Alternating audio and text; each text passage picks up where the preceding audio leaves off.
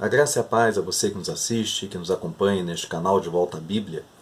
Eu gostaria de continuar pensando com você no texto de Atos dos Apóstolos, capítulo 20, a partir do verso 17 ao 38, naquele vídeo que gravamos passado, falando a respeito da igreja precisa de um pastor.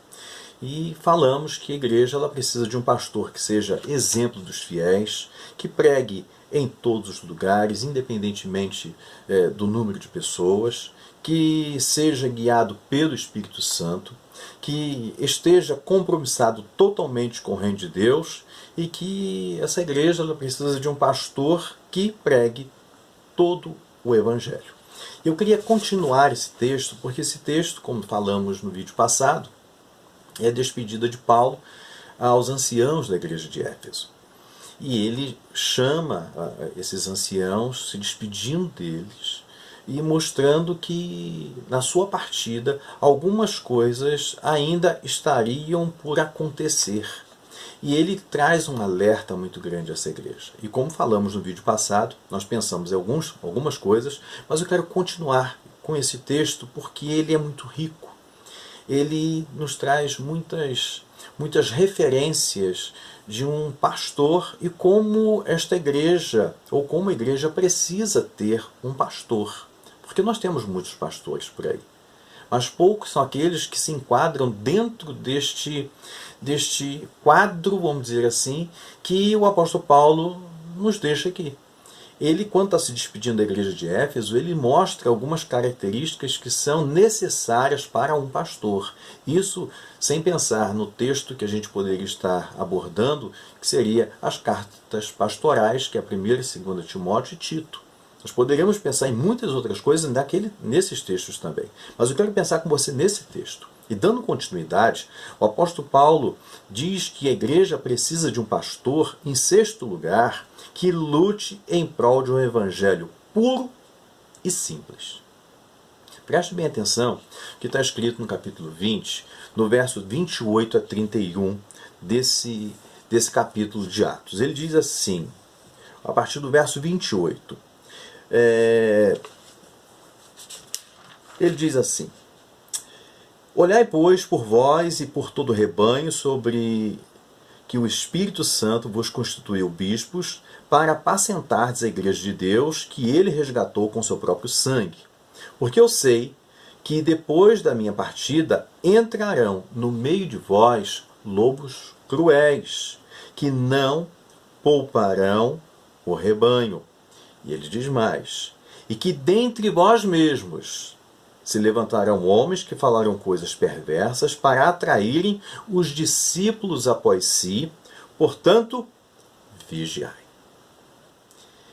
Paulo está dizendo algo extremamente importante e que é perigoso. Ele está falando que entraria no meio da igreja lobos devoradores. E ele diz de forma muito clara, pessoas que entrariam, que estariam atraindo após si pessoas fracas na fé e que levaria o caos para dentro da igreja. Só que quando Paulo fala sobre isso, ele diz assim, pessoas que, lógico que ele está dizendo de pessoas que foram resgatadas pelo poder do evangelho, mas assim, porque eu sei. Ele não está dizendo aqui que ele acha, que ele supõe, que ele está pensando que talvez possa vir a acontecer. Não, ele tem convicção. Ele diz assim, porque eu sei que depois da minha partida. Então uma das coisas que a gente tem que observar é que o pastor, ele tem que pregar o evangelho puro e simples como um evangelho transformador, resgatador, restaurador, assim como Paulo pregou. Porque quando você prega um evangelho que transforma vidas, a palavra de Deus, ela se torna como se fosse, a pessoa fica blindada a todo tipo de heresia, a todo tipo de engano, a todo tipo de coisas que podem causar uma divisão no meio do povo. O apóstolo Paulo diz assim, porque eu sei isto, que depois da minha partida. Ou seja, o apóstolo Paulo, com o evangelho que estava pregando, era como se fosse um empecilho para que as heresias entrassem dentro da igreja. Porque ele pregava um evangelho puro e simples, mas um evangelho transformador. Ele não estava pregando o evangelho do modismo, o evangelho atraente, o evangelho que fazia com que as pessoas sentissem prazer de estar ouvindo. O que a gente tem visto hoje? Os modismos mais diversos, como falamos no vídeo passado, onde as pessoas não pregam mais sobre arrependimento, não falam mais em pecado, não falam mais em transformação de vidas. As pessoas pregam o evangelho que traz comichão para os ouvidos. Um evangelho que atrai, mas que não restaura. O apóstolo Paulo está dizendo, olha, na minha saída, eu tenho medo de que há de entrar pessoas aqui que vão causar grandes danos. Mas o interessante é que se há pessoas que estão para entrar, você pode vigiar. Mas ele diz que a vigilância não tem que ser só com os de fora, tem que ser com os de dentro. Com pessoas que estavam dentro da igreja, mas que estavam camufladas, que a qualquer momento poderiam se levantar para causar um grande dano, um grande estrago à igreja. Porque ele deixa isso bem claro. E verso 30, e que de entre vós mesmos se levantarão homens que falarão coisas perversas para atraírem os discípulos após si. Irmãos, nós estamos vivendo uma época que a gente tem que vigiar constantemente. O evangelho tem que ser pregado com firmeza, com doutrina. Não é doutrina humana, não. Doutrina bíblica, doutrina transformadora. Falar de soberania de Deus, falar da restauração que o Senhor faz na vida do homem. Pregar o evangelho completo e não parte do evangelho. O apóstolo Paulo dizendo, pregue o evangelho completo, porque depois da minha partida pessoas vão entrar, pessoas vão se mostrar como são. Então, se vocês estiverem vigilantes, atentos, vocês vão conseguir tirar essas pessoas do meio de vocês, ou não vão permitir que essas pessoas entrem.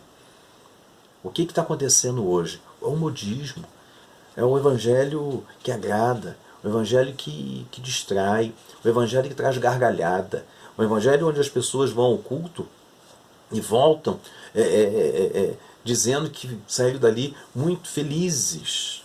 Eu não sei se o evangelho tem que trazer esse tipo de felicidade que as pessoas falam por aí. Gente que vai para a igreja para se divertir. Quem disse que igreja é lugar de diversão? Se quer se divertir, vai para um teatro, vai para o cinema, vai para o parque de diversões, vai dar um passeio no shopping. Agora, a igreja é lugar de culto, de adoração, é lugar de revelação, é lugar de confronto com a verdade. É lugar onde a gente entra e a gente sai, às vezes, mal, porque nós ouvimos uma mensagem amarga, mas é transformadora e restauradora. Aquele evangelho que me leva às lágrimas, não porque foi um evangelho, uma mensagem emotiva, mas porque eu fui confrontado com a verdade da palavra de Deus. Que tipo de evangelho você tem ouvido? Que tipo de pastor você tem ouvido? Que tipo de pastor tem pregado no seu púlpito? Que tipo de pastor ou que tipo de igreja você tem frequentado? Tome cuidado, porque o apóstolo Paulo deixa bem claro. Olhai por vós e por todo o rebanho, que o Espírito Santo vos constituiu bispos. Quem nos constitui bispos, pastores, pessoas para estarem à frente é o Espírito Santo. Mas Satanás também tem os seus ministros, que têm estado em muitos púlpitos, causando muito estrago, levando pessoas a acharem que estão com o nome escrito no livro da vida, quando na verdade ainda não nasceram de novo. Por isso que nós temos que tomar muito cuidado. O apóstolo Paulo deixa esse alerta de forma muito clara aqui. Uma segunda coisa, a igreja ela precisa de pastores pastores que não sejam, melhor dizendo, mercenários. Olha só o que é que diz o verso 32 ao 35. Agora, pois, irmãos, encomendo-vos a Deus e a palavra da sua graça, a Ele que é poderoso para vos edificar e dar herança entre todos os santificados. De ninguém cobiçais, preste bem atenção nisso. De ninguém cobicei a prata, nem ouro, nem vestuário.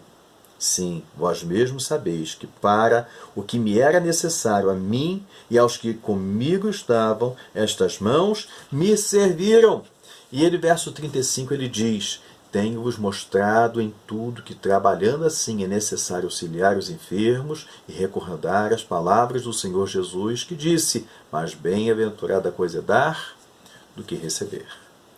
Aí, utilizando uma palavra do nosso querido pastor Alan Capriles, quando ele diz, pastor tem que trabalhar. É uma grande realidade. pastor tem que trabalhar em prol do Evangelho, tem que se dedicar, tem que se empenhar, tem que ser uma pessoa que ame livros, que coma livros, que mergulhe na palavra, estude a palavra de Deus. Inclusive ele deixa isso de forma muito clara em um dos seus vídeos, que eu aconselho você a assistir. É interessante que ele diz que a igreja precisa de homens dedicados, empenhados. O apóstolo Paulo, quando ele disse que trabalhava, que as suas mãos serviram, ele não está deixando isso aqui como exemplo a ser seguido. Ele está dizendo como ele viveu. Mas se você ler a sua carta aos Coríntios, na 1 Coríntios capítulo 9, ele diz que o pastor ele é digno do seu salário. Aquele que prega o evangelho, viva do evangelho. A pessoa que tem que se dedicar ao evangelho, a pessoa que melhor dizendo, a pessoa que se dedica ao evangelho, essa pessoa precisa viver do evangelho. Às vezes a igreja cobra muito de um pastor, mas o pastor, coitado, ele precisa fazer tantas coisas para sustentar sua família que ele mal tem tempo de fazer uma leitura bíblica. Muitas vezes tem que virar à noite estudando para poder alimentar o povo. O povo exige muito, mas muitas vezes não quer honrar esse pastor. Aquele negócio, se está andando de fusquinha, é miserável. Se está andando de carro melhorzinho, está ostentando. Eu estou dizendo para você que pastor não tem que ostentar nada. O pastor tem que ter uma vida simples, sim. Ele tem que ter um carro decente, ele tem que andar de forma correta, isso é um fato. Agora, o pastor não tem que utilizar do que ganha, né, para viver ostentando ou fazer com que a igreja pague uma fortuna para ele. Não é isso que eu estou dizendo. Eu sou de uma igreja batista geralmente ela honra seus pastores. Os pastores têm um salário digno. Não são milionários. Eu pelo menos não conheço nenhum pastor batista milionário. Mas eu conheço pastores que trabalham, que se dedicam, que se empenham, que são pessoas dedicadas, são pessoas que se dão em prol do Evangelho, lutam para ter uma igreja sadia, firmada na palavra. Pastores que se esforçam para que a igreja ela tenha um crescimento não só numérico, mas principalmente um crescimento na graça e no conhecimento do nosso Senhor Jesus Cristo. Por isso, eu quero dizer para você, pastor tem que trabalhar. E tem sim, tem que trabalhar em prol do Evangelho, lutar em prol do Evangelho. Uma vez eu fui confrontado com uma pessoa, eu fiz uma pergunta para ele, disse, eu não tive tempo de ver isso não, porque eu trabalho. Ou seja, ele quis jogar na minha cara que eu não faço nada, que eu não trabalho. Mal sabe ele do esforço, do empenho, da dedicação, do quanto a gente tem que ler, do quanto a gente tem que ler não só 1 ou 2 livros, mas vários livros constantemente, alimentar o povo. Não sei se você conhece a nossa igreja, mas aqui na nossa igreja, por exemplo, nas quartas-feiras nós temos um seminário. E tem sido muito bom, muitas pessoas têm ido ali, pessoas inclusive de outras denominações, para aprender a palavra. Nossos cultos de domingo, nossas mensagens geralmente são mensagens quase que estudo bíblico. Por quê? Porque a gente quer o crescimento da igreja. Mas isso não é fácil. Isso dedica um tempo, meditação na palavra, uma leitura mais aprofundada, um conhecimento mais profundo nos originais, tudo isso.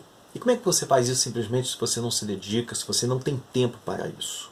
É como se você procurasse um psicólogo que saiu da faculdade e aí ficou naquilo. Ele não se empenha, não se dedica, não lê, não faz mais nada. Não há crescimento nessa pessoa. E um pastor, ele tem que crescer. Ele tem que estar com a Bíblia na mão e com o jornal do dia no outro, como disse determinado pastor. Ou seja, ele tem que estar alerta do que está acontecendo ao redor para fazer uma boa aplicação do texto sagrado para o crescimento da igreja, mas também para o crescimento do povo. Por isso, um pastor ele precisa ter tempo para estudar. Agora, se for pastor preguiçoso, que não gosta de ler, que não gosta de ler a Bíblia, que não medite, você pode ter certeza, ele vai pregar invencionices, mas não vai pregar a palavra verdadeira.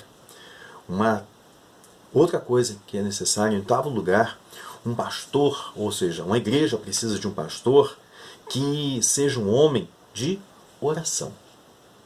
Olha só o que diz o verso 36 desse texto. Eu acho tremendo quando ele diz assim, quando ele chega diante dos anciãos, né, naquele momento, diz assim, e levantou-se um grande pranto entre todos.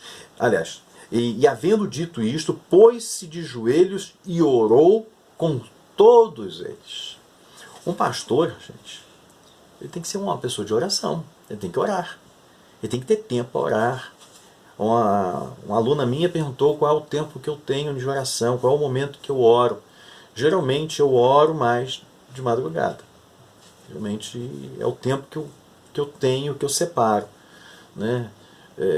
Muitas vezes de madrugada.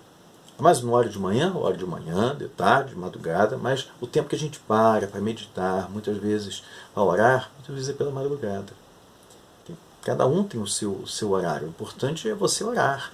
Agora, pastor, tem que orar, porque através da oração eu recebo revelação do Espírito Santo em relação ao que eu tenho que falar, como está a minha vida.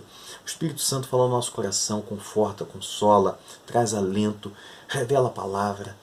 Então a gente precisa ser pessoas de oração. Agora tem pastor que não ora. Ele toma decisões sem orar, toma decisões sem consultar o Senhor. Ele consulta todo mundo, menos a Deus. Ele consulta seu coração, mas não consulta a palavra. Em uma oração, né? Ele lê a palavra, mas simplesmente para ministrar a palavra. Ele não questiona a Deus o que o povo precisa ouvir, qual é a mensagem que a igreja tem necessidade. Há certos momentos que a gente vai confrontar certas situações. Se você não estiver com a vida em oração, buscando de Deus uma direção certa, você não vai saber nem aconselhar. Tem que ser uma pessoa de oração. E por último, em nono lugar, a igreja precisa de um pastor que não faça acepção de pessoas. Preste bem no verso 37 e 38.